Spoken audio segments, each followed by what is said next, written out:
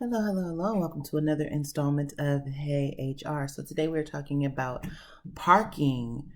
Do employers have to reimburse you or help you pay for parking? No, they do not. Employers are not required to provide parking for employees. They're not required to reimburse you for parking at all. No section of any labor law mandates that employers pay for parking for employees. There's also no mandate that requires employees to have available parking or a parking lot at all for employees, unfortunately.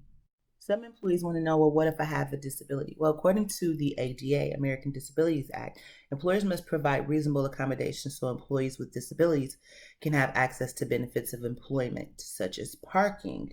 However, what's not clear is that if the employer does not have a parking lot, you cannot enforce ADA rules. They don't have to find a special parking lot or space for you. Does that make sense?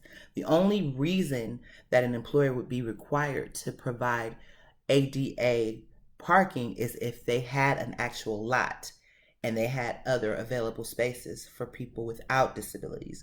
They would, in fact, have to have spaces available for disability. Does that make sense? I hope so.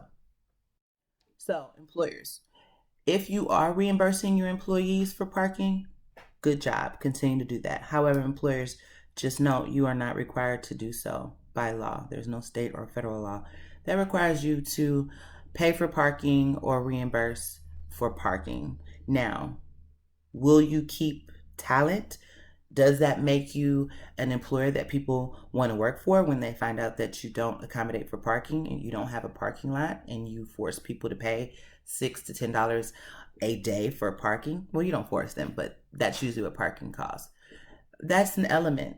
That is an element. So you might want to think deeply into some of your total rewards packages and redefine what that looks like if that's the route that you're going. Otherwise, you're not going to keep key talent.